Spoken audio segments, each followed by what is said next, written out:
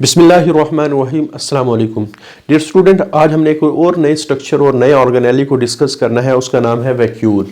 अच्छा, वैक्यूल को वैक्यूल क्यों कहा जाता है? वैक्यूल का वर्ड वैक्यूम से निकला है और वैक्यूम खाली जगह या खला को कहते हैं। यानी ये आप कह सकते हैं प्लांट के अंदर कुछ स्पेसीज हैं, प्लांट फिर उन स्पेसीज को मुख्तलिफ मकासद के लिए इस्तेमाल करते हैं। तो वैक्यूल मेम्ब्रेन बाउंड ऑर्गेनेली है और जब भी मेम्ब्रेन बाउंड का वर्ड आएगा तो समझेंगे कि ये प्रोकैरियोट में नहीं होगा, यूकैरियोट में होगा। दूसरा, ये फ्लूइड फिल्ड ऑर्गेनेली है कि इसके अंदर काफ़ी सारा फ्लूइड भरा होता है। लेकिन वैक्यूल एनिमल में भी पाए जाते हैं, प्लांट में भी पाए जाते हैं। प्लांट भी यूकैरियोट है, एनिमल भी यूकैरियोट है, लेकिन मेन फंक्शन इनका प्लांट से रिलेटेड है। इस वजह से आपकी बुक में जो आर्टिकल डिस्कस किया गया है वो ज़्यादातर प्लांट वैक्यूल के हवाले से डिस्कस किया गया। तो सबसे पहले प्लांट के अंदर हमारे पास वैक्यूल होता है और इसने सेल के एक बहुत बड़े हिस्से को घेरा हुआ होता है। तो प्लांट के अंदर एक लार्ज और सेंट्रल वैक्यूल होता है, लार्ज एंड सेंट्रल, और तकरीबन आप कह सकते हैं सेल का 80% हिस्सा इसने कवर किया होता है। Takes up most of the space in the cell.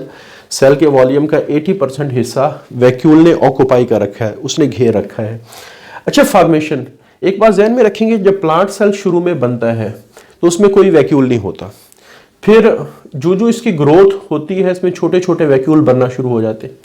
तो यही बात लिखी गई है कि जब प्लांट सेल शुरू में होता है, plant cell have many smaller vacuole. तो प्लांट सेल के पास काफ़ी सारे छोटे छोटे वैक्यूल होते हैं इन देयर साइटोप्लाज्म। लेकिन जब प्लांट सेल ग्रोथ मुकम्मल कर चुका होता है तो उस वक्त ये सारे के सारे जो वैक्यूल हैं वो मिलके एक बड़ा सा वैक्यूल बना देते हैं। व्हेन प्लांट सेल मैच्योर, कि जब प्लांट सेल मैच्योर होता है, मैच्योर वो स्टेज होती है जहाँ ग्रोथ जाके ऑलमोस्ट रुक जाती है। लार्ज वैक्यूल डिवेल्प स्लोली, तो आहिस्ते आहिस्ते ये बड़ा वैक्यूल बनना शुरू होता है by the fusion of smaller vacuole, छोटे वैक्यूल के मिलने से। और वैक्यूल की जो मेम्ब्रेन होती है उसको टोनोप्लास्ट कहा जाता है। Vacuole is enclose in membrane called tonoplast. और वैक्यूल के अंदर जो मटेरियल होता है उसको सेल सैप कहा जाता है। ये जो हमने कहा ना फ्लूइड फील्ड होती है, ये जो फ्लूइड होता है वैक्यूल के अंदर इसको सेल सैप, सैप का वर्ड जब भी आएगा सोल्यूशन से रिलेटेड होते हैं। तो मटेरियल इनसाइड द वैक्यूल इसको सेल सैप कहा जाता है। और ये साइटोप्लाज्म वाले मटेरियल से डिफरेंट होते हैं, कंपोजिशन के लिहाज से भी, फंक्शन के लिहाज से भी। अच्छा, अगर हम प्लांट सेल के अंदर वैक्यूल के फंक्शन की बात करें तो काफ़ी सारे मेन फंक्शन ये वैक्यूल परफॉर्म करे और उनमें सबसे जो अहम है, ये प्लांट सेल को स्ट्रक्चरल सपोर्ट दे रहा है। प्लांट सेल को कौन सी सपोर्ट दे रहा है? स्ट्रक्चरल सपोर्ट दे रहा है। जिस तरह ह्यूमन बॉडी में हड्डियां पूरी बॉडी को एक सपोर्ट दे रही है, तो इसी तरह आप ये समझ लें कि प्लांट सेल को जो सपोर्ट मिल रही है उसमें वैक्यूल का एक बहुत बड़ा रोल है। Central vacuole play important structural role for the plant. अच्छा, अब ये स्ट्रक्चरल रोल कैसे दे रहा है? जैसे हम हड्डियों की बात करें, हड्डियां हार्ड स्ट्रक्चर है, उन हार्ड स्ट्रक्चर की वजह से हड्डियों में ये एबिलिटी आ गई है कि वो पूरी बॉडी को सपोर्ट दे सके। प्लांट सेल जब हार्ड होता है, उस हार्डनेस या उस रिजिडिटी को प्रोड्यूस करने वाले प्रेशर को टर्गर प्रेशर कहा जाता है। क्या कहा जाता है? तो प्लांट वैक्यूल इस टर्गर प्रेशर को सेल के अंदर डिवेल्प करने में इसका सबसे ज्यादा रोल है। तो इस वजह से हम कह सकते हैं, पहले तो ध्यान में रखेंगे टर्गर प्रेशर का क्या मतलब है। कोई भी ऐसा प्रेशर, कोई भी ऐसा, चाहे वो हवा का प्रेशर है, चाहे वो पानी का प्रेशर, कोई भी ऐसा प्रेशर जो चीज को टर्जिड बनाए वो टर्गर प्रेशर कहलाता है। वो क्या कहलाता है? Turgor pressure. टर्गर का मतलब क्या? जो चीज को हार्ड बनाए, जो चीज को रिजिड करे, जो चीज को टर्जिड करे। तो ऐसे प्रेशर को हम क्या कहते हैं? Turgor pressure. क्लियर? जैसे गुब्बारा है, आपने उस गुब्बारे के अंदर हवा भरी तो हवा का प्रेशर उसने गुब्बारे को टर्जिड कर दिया, उसने रिजिड कर दिया, हार्ड कर दिया। तो आपकी जो हवा है वो टर्गर प्रेशर का काम कर रही है।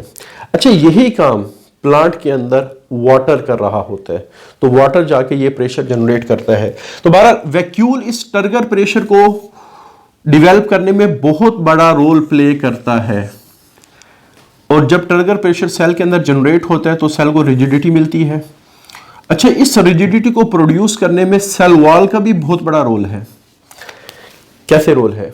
जैसे आप गुब्बारे में हवा भरते हो तो आप बड़ी एहतियात, जब वो मुकम्मल तौर पे फूलना शुरू होता है तो आप एंड पे जाके ना बड़ी एहतियात से हवा भरे हो, कभी गुब्बारा फट ना जाए। ठीक है, क्योंकि थोड़ी सी भी अगर ज़रूरत से ज़्यादा हवा आ गई गुब्बारे ने फट जाना है।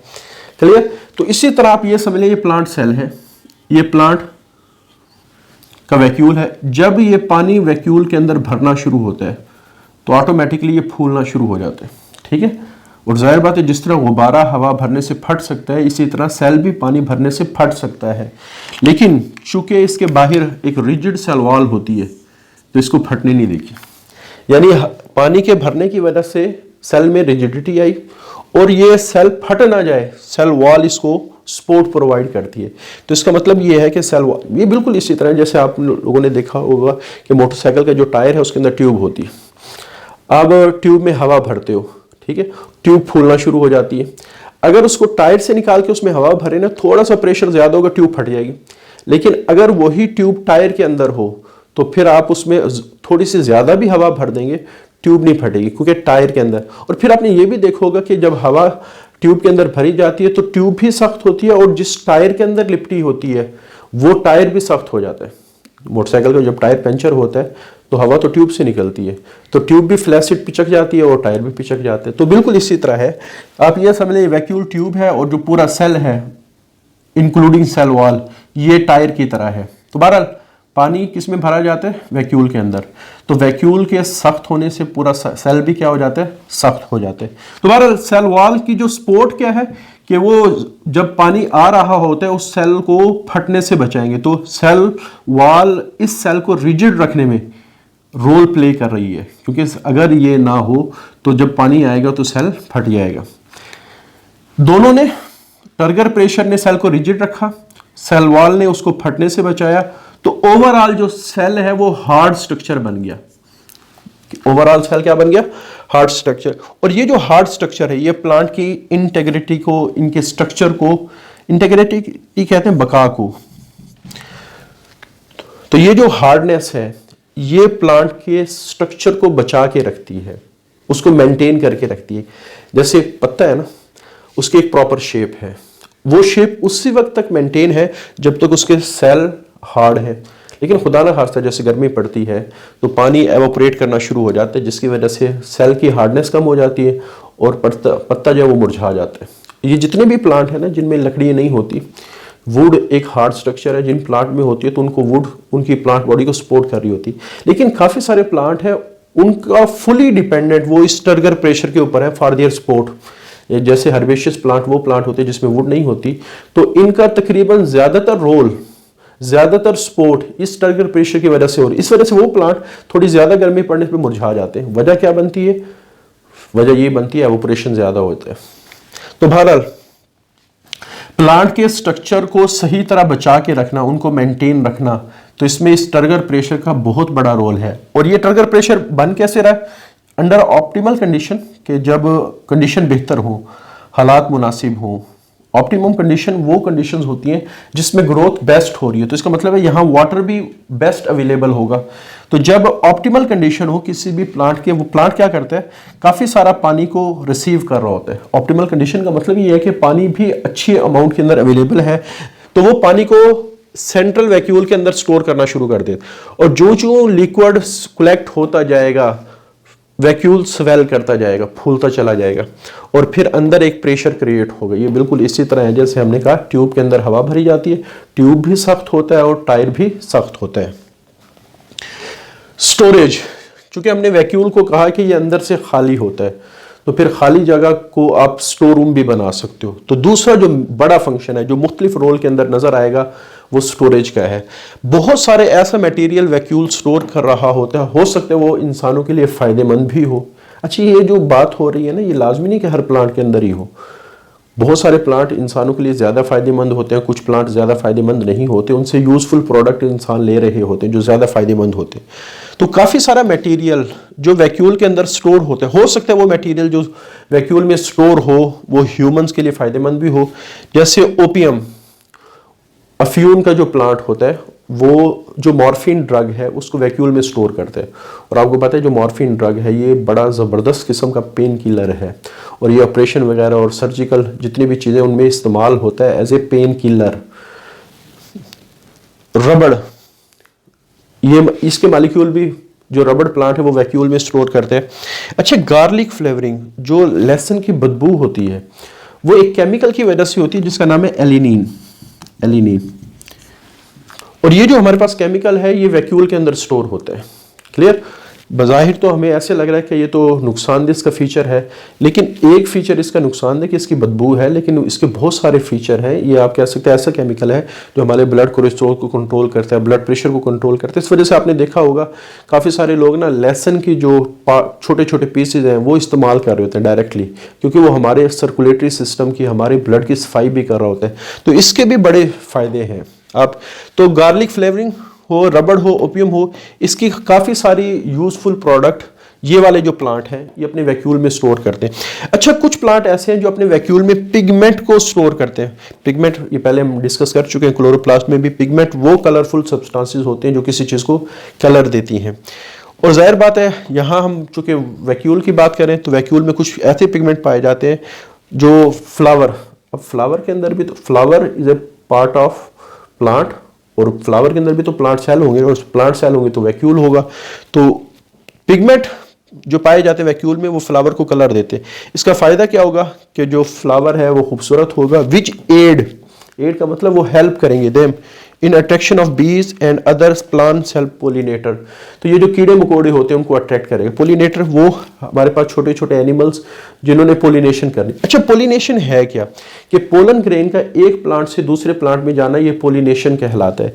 पोलन ग्रेन लेकर क्या जा रहे होते हैं? ये मेल गैमीट को लेकर जा रहे होते हैं, स्पर्म को लेकर जा रहे होते हैं। यानी पोलन का एक प्लांट से दूसरे प्लांट में जाने का फायदा क्या होता है कि जो स्पर्म है वो एक प्लांट के दूसरे प्लांट में ट्रांसफर हो रहे होते हैं, जिससे सेक्सुअल रिप्रोडक्शन में हेल्प मिलती है। और वो सेक्सुअल रिप्रोडक्शन जो क्रॉस फर्टिलाइजेशन हो रही होती है, क्योंकि ये जो पोलन है ये अपने प्लांट के एग को भी फर्टिलाइज कर सकते हैं, उसको हम कहते हैं सेल्फ फर्टिलाइजेशन या सेल्फ पोलिनेशन, या दूसरे प्लांट को उसको हम क्रॉस पोलिनेशन कहते हैं। अब ये जो क्रॉस पोलिनेशन है इसका ज्यादा फायदा होता है प्लांट की स्पीशी को, उसकी वजह उससे नई वैरायटीज जल्दी आती है या अच्छी किस्म की वैरायटी सामने आती है। तो इस वजह से क्रॉस पोलिनेशन प्लांट लाजमी करता है। उसके लिए ज़रूरी है कि पोलन ग्रेन का एक प्लांट से दूसरे, अब प्लांट खुद तो जा नहीं सकते, तो जो इंसेक्ट फ्लावर के पास आते हैं कुछ नेक्टर लेने के लिए, नेक्टर कहते हैं जूसी मटेरियल को, और वो खूबसूरती की वजह से इनकी तरफ आते हैं, तो उनको दो फायदे होते हैं। एक तो खूबसूरती भी मिल जाती है और दूसरा नेक्टर जूस भी मिल जाता है। लेकिन प्लांट उनसे फायदा क्या लेते हैं कि उनकी बॉडी के साथ पोलन ग्रेन अटैच कर देता है, वो जब दूसरे प्लांट पे जाएंगे तो पोलन ग्रेन ट्रांसफर हो जाएंगे। इसी तरह कुछ वैक्यूल ऐसे हैं जो पॉइजनस केमिकल्स अपने वैक्यूल में स्टोर करते हैं, और अगर खुदा ना खास्ता कोई इंसेक्ट इन प्लांट के स्ट्रक्चर को खाता है जिनके प्लांट सेल में ये पॉइजनस मटेरियल स्टोर होते हैं तो उनकी डेथ होती है। तो बहरहाल प्लांट इससे सबक क्या देना चाह रहे हैं उस इंसेक्ट को कि खबरदार मेरे पार्ट्स को खाया, discouraging them from the consuming plant. यानी इंसेक्ट और एनिमल जब पॉइजनस मटेरियल को कंज्यूम करेंगे तो उनकी डेथ होगी, तो बाकी जो इंसेक्ट, बाकी जब एनिमल देखेंगे तो ऑटोमेटिकली फिर वो उस प्लांट को सही तरह कंज्यूम नहीं करेंगे। अच्छा, एनिमल में वैक्यूल होते हैं, एनिमल में कोई प्रॉपर इतना बड़ा वैक्यूल नहीं होता, एनिमल के अंदर छोटे छोटे वैक्यूल होते हैं,